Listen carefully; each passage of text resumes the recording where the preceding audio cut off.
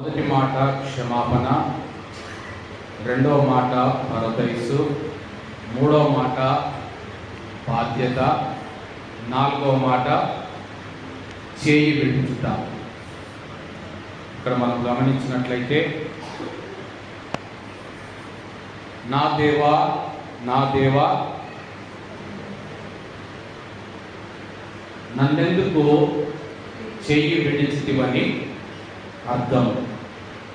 అయితే ప్రభువు పలికిన మాట ఏంటంటే, ఇంచుమించు 3 గంటలప్పుడు యేసు ఏలి ఏలి లామా సబక్తాని అని బిగ్గరగా కేక వేసెను. ఆ మాటకు నా దేవా నా చెయ్యి ఎందుకు విడిచితివని అర్థం. అయితే అక్కడ ఉన్న వారికి ఇంకో రకంగా అర్థమైంది. ఏలి ఏలి అంటే ఏమనుకుంటున్నారు? ఏలియాను పిలుస్తున్నాడేమో, ఏలియా దిగి వస్తాడేమో, ఏలియా వచ్చి ఆయనకు సహాయం చేస్తాడేమో. అంటే ఇంతవరకు ఆయన చేయబట్టుకున్నవాడు ఎవరు? ఏలియా.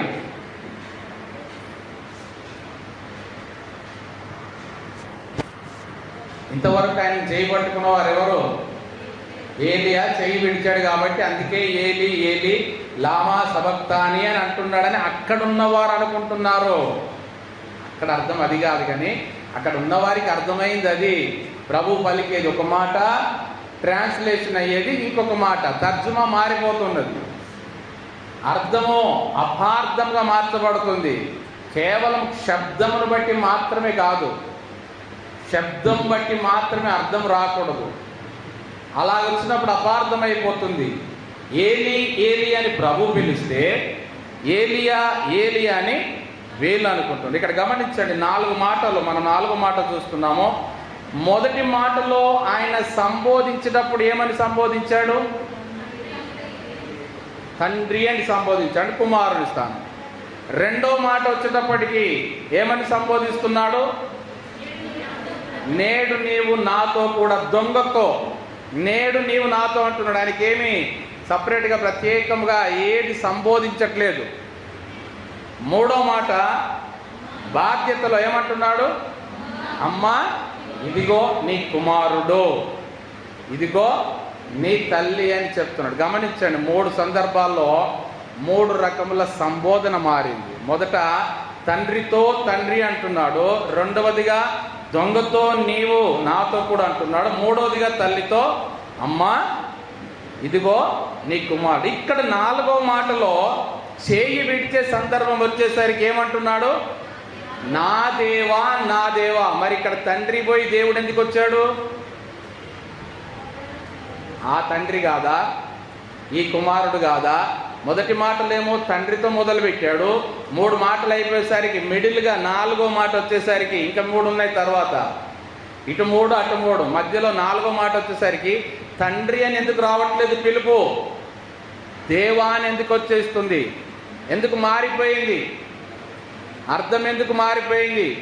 సంబోధన ఎందుకు మారిపోయింది? తండ్రి స్థానం ఏమైపోయింది? ఇప్పుడు దేవుని స్థానం ఎందుకు వచ్చింది? ఎందుకు ఇంతవరకు కుమారుడుగా ఉన్న స్థానం విడిచిపెట్టి ఇప్పుడు ఒక భక్తుని స్థానానికి వచ్చాడు యేసుక్రీస్తు. ఒక విశ్వాసి స్థానానికి వచ్చాడు. భక్తునికి భగవంతునికి మధ్య సంబంధంలోనికి వచ్చాడు. ఒక కాపరికి ఒక గొర్రెకు మధ్యలో ఉన్న సంబంధంలోనికి వచ్చాడు.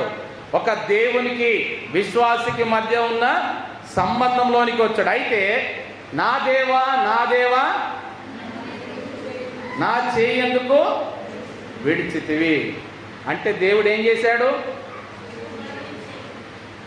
దేవుడు ఏం చేశాడు? చెయ్యి విడిచాడు. హ్యాండ్ ఇచ్చేవాడే దేవుడు. అది మనకు అర్థమయ్యేది. దేవుడు అంటే ఎలా ఉంటాడు? హ్యాండ్ ఇచ్చేవాడండి. నీతో ఉంటాను, నిన్ను విడువను, నిన్ను ఎన్నడును ఎడబాయను, నిబ్బరం కలిగి ధైర్యంగా ఉండును, మరణము తప్ప నిన్ను నన్ను మరి ఏది కూడా వేరు చేయదని వాగ్దానం చేసిన దేవుడు, నమ్మదగిన వాడు, నమ్మదగిన తండ్రి. ఎందుకు ఇప్పుడు హ్యాండ్ ఇచ్చే దేవుడు అయ్యాడు? ఎందుకు చెయ్యి విడిచిపెట్టే దేవుడు అయ్యాడు? చెయ్యి విడిచిపెట్టేవాడు దేవుడు ఎలాగవుతాడు? అసలు చెయ్యి విడిచిపెట్టేవాడు దేవుడు ఎలాగైతాడు? అసలు విడిచిపెట్టేవాడు చెయ్యి ఎందుకు పట్టుకోవాలా? చెయ్యి పట్టుకోవడం ఎందుకు? నడిపించడం ఎందుకు? మరలా విడిచిపెట్టాల్సిన అవసరం ఎందుకు? అసలు విడిచిపెట్టేవాడు అసలు మొదటే చెయ్యి పట్టుకోకుండా అయిపోయేది కదా.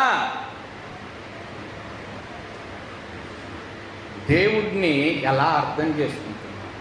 ఆడ కుమారుడు స్థానంలో కాదు మాట్లాడేది, ఒక విశ్వాసి స్థానంలో మాట్లాడుతున్నాడు. నా దేవా అంటున్నాడు. ఎంతవరకు కుమారునిగా బాధ్యత నెరవేర్చాడు.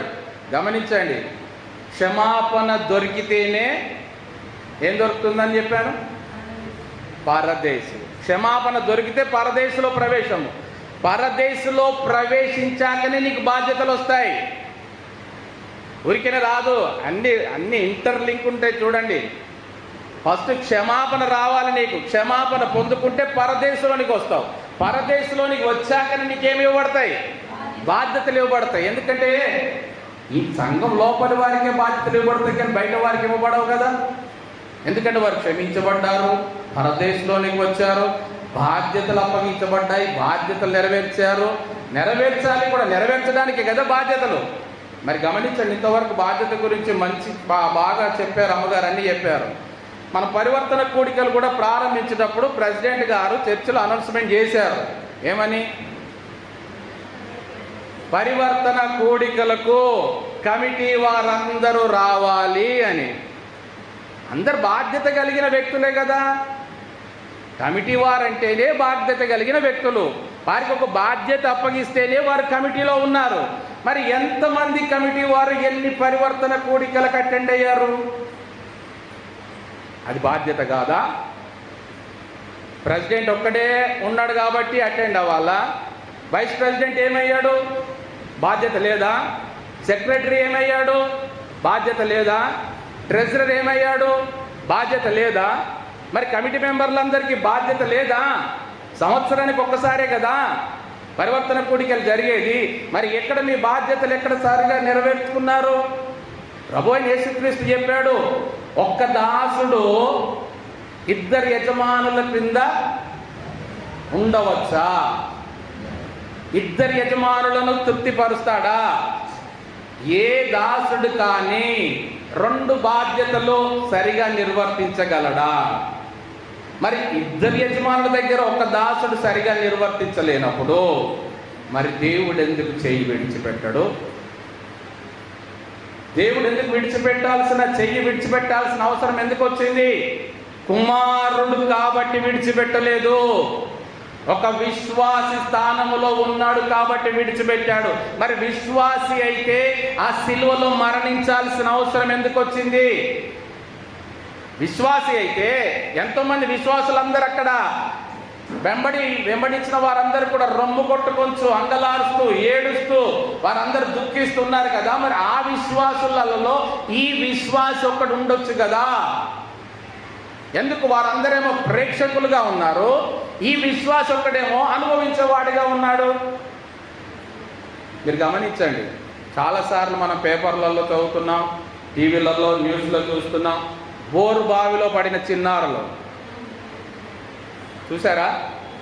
బోరు బావి తవ్వడము, నీళ్లు పడకపోతే విడిచిపెట్టడం, దాన్ని పూడ్చకుండా దాని మీద బండలు కానీ ఏది కానీ పెట్టకుండా వదిలేస్తే పిల్లలు ఆడుకుంటూ వెళ్ళి అందులో పడిపోయిన సందర్భాలు చాలా ఉన్నాయి. కొంతమందిని రక్షించారు, సేవ్ చేశారు, కొంతమంది రక్షించలేకపోయారు. కానీ ఈ మధ్యలో ఒక సంఘటన జరిగింది. ఈ మధ్యలో ఒక బోరుబావి సంఘటన జరిగింది. అది ప్రత్యేకమైన సంఘటన. ఏంటంటే ఓ బోరుబావిలో పిల్లోడు పడిపోయాడు. ఆల్రెడీ కెమెరాలు పంపించారు, ఆక్సిజన్ పంపిస్తున్నారు, చూస్తున్నారు, బాలుడు క్షేమంగా ఉన్నాడు. అయితే వీరు పైనుంచి తాడు పంపించినప్పుడు దాన్ని పట్టుకొని రాలేకపోతున్నాడు. ఇప్పుడు ఏం చేయాలా? అందరూ ఆలోచించారు. ఆ పిల్లోడిని బయటికి తీయాలంటే ఇంకో పిల్లోడికి తాడు కట్టి తల క్రిందులుగా దింపి లోపలికి పంపిస్తే ఆ పిల్లోడు లోపల ఉన్న పిల్లోడి యొక్క చెయ్యి పట్టుకుంటే లాగితే, వీరు పైనుండి తాడు లాగితే ఆ బాలుడు బయటికి వస్తాడు. ఇది ప్లాన్. ఇది అక్కడ ఉన్నటువంటి ఆఫీసర్ల ప్లాన్ ఇది. మరి ఇప్పుడు ఆ బోరుబావిలోనికి దింపడానికి ఏ పిల్లోని తల్లిదండ్రులు ఇస్తారు చెప్పండి? ఆప్షన్ లేదు, తవ్వి తీసేంత లేదు, తవ్వినా కష్టమవుతుంది. ఒకటే మార్గం ఉంది, ఆ పిల్లోడు సజీవంగా బయటికి రావాలంటే ఇంకో పిల్లోడు దిగాల్సిందే. ఆ పిల్లోడు కూడా తలక్రిందులుగా దిగాల, కాళ్ళకు తాడు వేలాడదీసి కోదండం అంటారు కదా, కాళ్ళకు తాళ్ళు కట్టి పైన దించి పైనుంచి కిందికి దిస్తే ఆ పిల్లోడు కిందికి పోయి ఆ లోపల ఉన్న పిల్లోడు చెయ్యి పట్టుకొని గట్టిగా మళ్ళీ వీళ్ళు తాడు లాగితే బయటికి వస్తే ఇద్దరు బయట పడతారు. మరి లోపల ఉన్న వాడిని బయటికి రప్పించాలంటే బయట ఉన్న మంచి బాలుడు లోపలికి పోవాలి. ఏ తల్లిదండ్రులు ఇస్తారు? నీవు ప్రేక్షకుడిగా ఉన్నావు అక్కడ, నీ పిల్లోడు సైజ్ సరిపోయింది, నీ పిల్లోడు బక్కగా ఉన్నాడు, నీ పిల్లోడు అందులోకి వెళ్తే సరిపోతాడు, నీ పిల్లోడిని పంపించడానికి అడుగుతున్నారు అధికారులు. ఒప్పుకుంటావా? ఏ మరలా బయటికి వస్తాడు కదా, నీ పిల్లోడిని నేను అడ్డే పంపించట్లేదు కదా. పిల్లోడిని అడ్డే పంపిస్తే రాక్షసుని దగ్గరికి కనుక మీ పిల్లోడిని అడ్డే పంపిస్తే ఇంకో పిల్లోని విడిచిపెట్టుడు కాదు కదా. నీ పిల్లోడు లోపలికి వెళ్ళి మళ్ళా పిల్లోడు చేయి పట్టుకొని బయటికి రావడమే కదా. ఎందుకో భయం, అనుమానం, ఏమో ఈ తాడు తెగిపి వీడు అడ్డపడితే. అలాంటి సందర్భంలో ఒక తండ్రి ముందుకొచ్చాడు, తన బాబుని, తన సొంత కుమారుణ్ణి ఆ బోరుబావిలో దింపడానికి ఇష్టపడ్డాడు. బాలుడికి ధైర్యం చెప్పాడు తండ్రి, నాయనా భయపడకు, నువ్వు మంచి పని కోసం వెళ్తున్నావు, నీకేం కాదు, నేను ఇక్కడ ఉన్నా, మేము పైన ఉన్నాం కదా, చూస్తున్నావు కదా, ఇంతమంది ఆఫీసర్లు ఉన్నారు కదా, ట్రైన్ ఉంది కదా, నువ్వు భయపడకు, మేము ఉన్నాం, నీకేం కాదు, ఏం లేదు, నువ్వు ఊరికే డైవ్ కొడతావు కదా, చెరలో డై కొడతావు కదా, డై కొట్టినట్టుగానే లోపలికి వెళ్తావు, మరలా చిన్నోడికి చేయి పట్టుకుని బయటికి వచ్చేస్తావని తండ్రి ఆ కుమారునికి నచ్చ చెప్పి అభయం ఇచ్చి ధైర్యపరిచి ఆ కుమారుని కాళ్ళకు తాడు కట్టి, మనము అబ్రహాం ఇస్సాకును బలిచ్చేటప్పుడు అవన్నీ చదువుకున్నాం కానీ ఇవన్నీ లైవ్లో చూడలా. కానీ బోరుబావి సంఘటన నేను అవంతా గమనిస్తుంటే నాకు అబ్రహాం ఇస్సాకే గుర్తుకొస్తున్నాడు. అది ఆ తండ్రి తన కుమారునికి తాడు కట్టి పైకి వేలాడదీసి క్రేన్కి కళ్ళ ముందటనే పైకి కిందికి వేలాడదీయబడ్డాడు.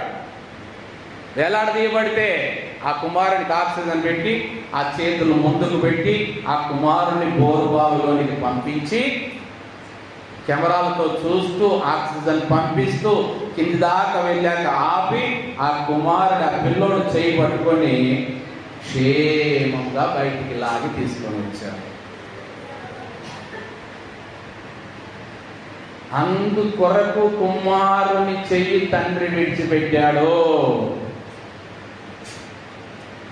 తన కుమారుణ్ణి మరణిస్తాడేమో అయినా పర్వాలేదని తెలిసి బోరుబావిలోనికి దింపడానికి తండ్రి సిద్ధపడి మనస్ఫూర్తిగా ఇష్టపడి మనసును రాయి చేసుకొని ఒకవేళ జరగరానిది ఏదైనా జరిగితే నా పిల్లోడు కూడా మరలా నేను తిరిగి చూస్తానో చూడనో, ముఖము తల క్రిందులుగా వేయబడి లోపలికి పంపించబడుతుంది, మరలా తిరిగి క్షేమంగా నా కుమారుడు బయటికి వస్తాడో రాడో, ఎన్ని సందేహాల నడుమ, ఎంత ఆలోచన నడుమ ఆ తండ్రి ఎంతగా పోరాడి కుమారుని పంపిస్తే కానీ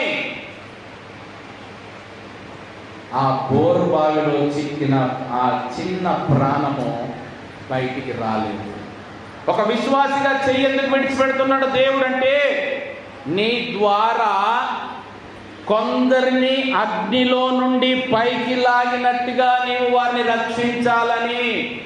యూదా పత్రిక 23వ వచనంలో రాయబడిన మాట, ఒక విశ్వాసి చేయి ఒక దేవుడు ఎందుకు విడిచిపెడుతున్నాడు? ఆ విశ్వాసి మరణించడానికి కొరకు కాదు, అగ్నిలో నుండి లాగినట్టు కొందరిని రక్షించుడి. యూదా పత్రిక 23వ వచనంలో రాయబడిన మాట, అగ్నిలో నుండి లాగినట్టు కొందరిని రక్షించుడి. ఆ కొందరిని రక్షించుట కొరకే. ఎందుకంటే వీరు అగ్నిలోనికి, నాశనంలోనికి నడిపించబడుతున్నారు. ఆల్రెడీ నాశనంలో ఉన్నారు, అగ్నిలో ఉన్నారు, బోరుబావిలో ఉన్నారు. శ్వాస అయితే ఆడుతుంది, బయటికి వస్తామన్న నమ్మకం లేదు, గ్యారెంటీ లేదు. తల్లిదండ్రులు మళ్ళీ తిరిగి చూస్తామన్న నమ్మకం లేదు.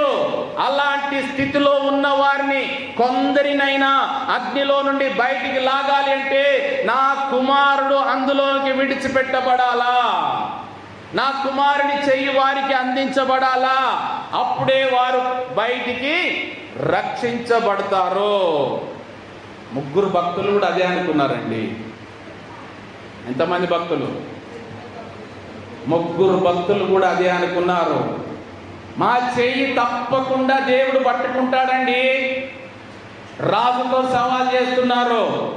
మా చెయ్యి తప్పకుండా దేవుడు, మా ప్రభువు పట్టుకుంటాడు. ఒక్కవేళ తేడా అయితే, ఒకవేళ చెయ్యి పట్టుకోకపోతే, ఒకవేళ హ్యాండ్ ఇస్తే దానికి కూడా సిద్ధపడ్డారు. క్రైస్తవ జీవితం అంటే రెండింటికి సిద్ధంగా ఉండాలి. తప్పిస్తాడని నమ్మకం ఉండాలా, తప్పించకపోతే అనుభవించడానికి కూడా సిద్ధంగా ఉండాలా. అది ముగ్గురు భక్తుల తీర్మానము. మా ప్రభు మా చేయి పట్టుకుంటాడు. రాజా, నేను మీకు భయపడను, నీ బొమ్మకు మొక్కం, నీ ఇష్టానికి మేము ఒప్పుకోము.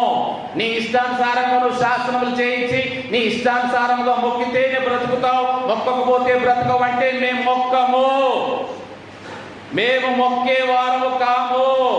నీ ఇష్టానుసారంగా నువ్వు నడిపించుకుంటే, నీ రాజ్యం అయితే, నీ ఆజ్ఞలైతే, నీ శాసనములైతే నడిపించుకో. దేవుడు మా చెయ్యి పట్టుకుంటాడు. ఒక్కవేళ పట్టుకోకపోయినా మేము సిద్ధంగా. దేని కొరకు? అగ్నికి ఆహుతి కావడానికి మేము సిద్ధమే. అంతే తప్ప అగ్నిగుండాన్ని చూసి భయపడము. అగ్నిగుండాన్ని చూసి మేము నీ బొమ్మకు మొక్కము. అగ్నిగుండాన్ని చూసి నీ శాసనానికి లోబడము. అగ్నిగుండాన్ని చూసి నీ అధికారానికి, నీ ఉంగురానికి ముద్దు పెట్టుకోము. మా చెయ్యి ప్రభు విడిచిపెట్టినా పర్వాలేదు. ఇది భక్తుల తీర్మానము, ఇది స్థిరమైన తీర్మానము. మా చెయ్యి మేము మా ప్రభు చేతిలో పెడతాము తప్ప నీ బొమ్మ దగ్గర మా చెయ్యి పెట్టము. నీ బొమ్మ దగ్గర మేము తలలు వంచము. నీ ఆజ్ఞలకు తలలు వంచము. నీ శాసనములకు తలలు వంచము. నీ అధికారానికి తలలు వంచము. ఉంచుకో. నీ రాజ్యం నీ దగ్గర పెట్టుకో, నీ బొమ్మ నీ దగ్గరనే పెట్టుకో, నీ అధికారం నీ దగ్గర పెట్టుకో. మాకు అవసరం లేదు. మేము అగ్నిగుండంలో పోవడానికి సిద్ధమే. అది ఒక స్థిరమైన విశ్వాసి తీర్మానం. ఆహా, అలాగా? మీకు అంత కోరిక ఉందా? అగ్నిగుండంలో పడడానికి మీకు అంత ఆశ ఉందా? అయితే రెండంతలు చేయండి. ఒక్కంత సరిపోదు వీళ్ళకి. వీళ్ళు ఏదో సాదా సీదా అనుకున్నాం, వీళ్ళని భయపెట్టడానికి ఒక్క అంత అగ్నిగుండం సరిపోద్దు అనుకుంటున్నాం. కానీ ఇప్పుడు 7 అంతలు చేయండి. ఆ అగ్నిని చూసైనా వీరు భయపడిపోతారు. ఆ అగ్నిగుండాన్ని చూసైనా, అగ్ని బలాన్ని చూసైనా వీరు నాకు లొంగుతారు.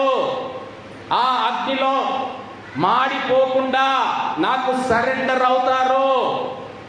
ఇప్పటికైనా మనసు మార్చుకుంటారు, నా బొమ్మను మొక్కుతారు. Nothing doing. ఒక్కసారి తీర్మానం చేసుకుంటే ముందుకు వెళ్ళిపోవడమే తప్ప వెనక్కి తిరిగి చూసేది లేదు. వెనక్కి తిరిగి చూస్తే ఉప్పు స్తంభం కావడానికి లోతు భార్యలు కాదు, లోతు భార్యలుగా ఇంకొక ఉప్పు స్తంభాన్ని తయారు చేయడానికి కాదు. మేము అగ్నికి ఆహుతెన్న అవుతాము తప్ప ఉప్పు స్తంభముగా మార్చబడము. ఓకే, 7 అంతలు పెంచాడు రాజు, భయపడలేదు. ముగ్గురిని తీసుకెళ్లారు.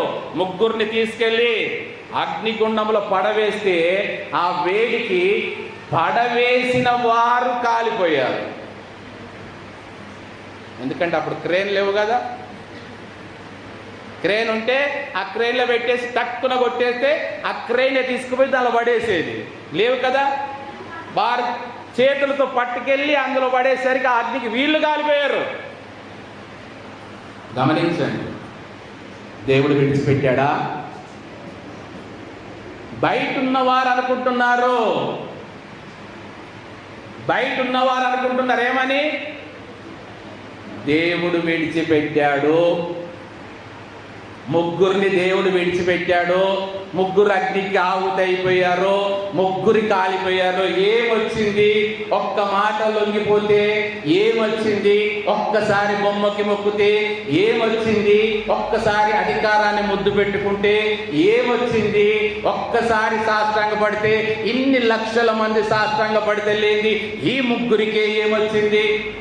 బయట వారి టాక్, దాని లోపల సీన్ ఏంటి? బయట సీన్ కాదు, లోపల సీన్ ఏంటి? వీళ్ళు అనుకున్నారు చెయ్యి విడిచిపెట్టాడని, కానీ అక్కడ లోపల ఉన్నది ఎవరు? చెయ్యి కాదు, వ్యక్తి లోపల వెంటున్నాడు. గట్టిగా చప్పట్లు కొట్టి ప్రభువుని కనపరుచుదాం. ఆయన హ్యాండ్ ఇచ్చే దేవుడు కాదు, ఆయన హ్యాండ్సమ్గా నీతో ఉండేవాడు. నా ప్రియుడు ధవలవర్ణుడు, రత్నవర్ణుడు, చెయ్యిచ్చేవాడు కాదు. అందమైన వాడు, స్వరూపము కలిగిన వాడు, శ్రేష్టమైన వాడు, 10,000లో అతి సుందరుడు. అయ్యో నా కొరకు అగ్నిగుండములోనికి వస్తే ఆయన స్వరూపం ఏమైపోతుందా అని ఆలోచించేవాడు కాదు. ఆయన స్వరూపాన్ని లక్ష్య పెట్టుకునేవాడు కాదు. ఆయన స్వరూపము పోగొట్టుకున్నవాడుగా ఉన్నాడు. చెయ్యిచ్చాడని బయట వాళ్ళు అనుకుంటున్నారు, కానీ హ్యాండ్సమ్ వ్యక్తి వాళ్ళతో ఉండి హాయిగా తిరుగుతున్నారని వారికి అర్థం కాలేదు. బయట ఉన్నంతసేపు అవే ఆలోచనలు. ఎందుకు? లోపలికి చాతగాక. లోపలికి పోగలరా? అగ్నిగుండంలోని పోగలరా? తలుపు ముట్టుకోగలరా? తలుపు తీయగలరా? చూడగలరా? రాజు కొరకే ప్రత్యేకంగా ఆయన హైట్ పెంచి పై నుండి చూపించారు రాజు కొరకు. రాజుకు ఉబలాటం పుట్టింది. ఎందుకో? నేను ఇంత కక్ష కట్టి నేను ఇంత ఏడంతల అగ్నిగుండంలో పడేశాను కదా, ఎలా అయ్యారో చూద్దామని రాజు అంతెత్తులోనికి వెళితే గాని దేవుడు ఎప్పుడు కనబడతాడండి? ప్రభు ఎప్పుడు కనబడతాడు? నిజమైన విశ్వాసులు ఎప్పుడు కనబడతారు? కిందుంటే కనబడరు, బయట ఉంటే కనబడరు. ఎక్కడికి రావాలా? ఉన్నతమైన స్థానానికి, ప్రభు ఎక్కించే ఎత్తైన కొండ మీదకి వస్తే అప్పుడు అగ్నిగుండము కాదు అక్కడ కనబడేది. వారు శ్రేష్టంగా ఒక ఏదేను తోటలో తిరిగిన రీతిగా తిరుగుతున్నారు. ఏదేను తోట ఎక్కడున్నది? అగ్నిగుండములో ఉన్నది ఏదేను తోట, బయట లేదు. రాజు దగ్గర లేదు ఏదేను తోట, రాజు నియమించిన బొమ్మలో లేదు ఏదేను తోట, రాజు నియమించిన శాసనంలో లేదు ఏదేను తోట. నువ్వు ఏ అగ్నిని గురించి భయపడకుండా తెగించి వస్తావో ఆ అగ్నిని దేవుడు ఏదేను తోటగా మారుస్తాడు. ఎబ్రీ పత్రికలో రాయబడిన మాట అంటారు కదా, వారు అగ్ని బలమును చల్లార్చిరి అంటాడు. ఏ బలమునంట? అగ్ని బలమును చల్లార్చారట. అగ్ని బలం అంటే ఎంత? అట్టి బలాన్నే చల్లార్చగలిగిన కూలింగ్ సిస్టమ్ ఏంటి? విశ్వాసం. Cooling system. జనరేటర్లో పెద్ద పెద్ద మిషనరీలు కాలిపోకుండా వేడికి వాటికి ఒక సపరేట్గా కూలింగ్ సిస్టమ్ ఏర్పాటు చేస్తారు. ఆ వేడికి తట్టుకోలేక కాలిపోకుండా ఆ కూలింగ్ సిస్టంలో ఉన్నారు, ఆ విశ్వాసంలో ఉన్నారు. ప్రభువైన యేసుక్రీస్తు కూడా అలాగే ఉన్నాడు. వీరందరూ అనుకుంటున్నారు ఆయన దేవుడు విడిచిపెట్టాడు అనుకుంటున్నారు, కానీ ఆయన విడిచిపెట్టలేదు. లోపలే ఆయన తనతో పాటుగా ఉంటున్నాడు. ప్రభువుకి స్థలం కాదు ముఖ్యం, సింహాల బోను కాదు. ఏ స్థలములో తన భక్తులు ఉన్నారో ఆ స్థలానికి వెళ్ళడానికి, వారి వెంట ఉండడానికి ఆయన ఇష్టపడే దేవుడు. మందిరములో అయితేనే నేను ఉంటాను, అగ్నిగుండంలో లేడా? దేవాలయంలో అయితే ఉంటానో సింహాల బోనులో లేడా? ఎస్తేరు రాణితో లేడా? దావీదుతో లేడా? ఎక్కడ లేడు? అన్ని మందిరం స్థలాలేనా? ఏ స్థలము కాదు ముఖ్యమైనకి, ఎవరు అనేది ముఖ్యమైనకి. ఏ గొర్రె అనేది ముఖ్యం. ఏ స్థలములో నా గొర్రె ఉన్నదా చూడడు, ఆ స్థలానికి దిగి రావడానికి ఇష్టపడుతున్నాడు. నా ప్రజలు ఐగుప్తులో ఉన్నారు, అది అపరిశుద్ధమైనది, అది పరిశుద్ధమైనది కాబట్టి నేనెందుకు దిగి వస్తానని లేడు. ఐగుప్తు దేశములోకి కూడా దిగి వచ్చాడు. ఎందుకు? ప్రజల కొరకు, వారి పితరులకు ఇచ్చిన వాగ్దానం కొరకు ఆయన దిగి వచ్చిన వాడుగా ఉంటున్నాడు. మనం కూడా కొన్ని సందర్భాల్లో చెయ్యి విడిచిపెట్టబడ్డామేమో అనుకుంటాము, కానీ ప్రభు మనతో ఉన్నాడని గుర్తించాలి. మన చెయ్యి విడిచిపెట్టబడిన సందర్భం ఎందుకంటే ఆ వేదన, ఆ నొప్పి, ఆ బాధ మనకు తెలిస్తే ఇంకొకరు అగ్నిలో ఉన్నవారిని, మనలాంటి పరిస్థితిలో ఉన్నవారిని బయటికి రప్పించడానికి మనము వాడబడడం అనేది ఆ తండ్రి చిత్తముగా ఉంటున్నదానికి కృపా ప్రభు మనందరికీ దయచేయుగాక.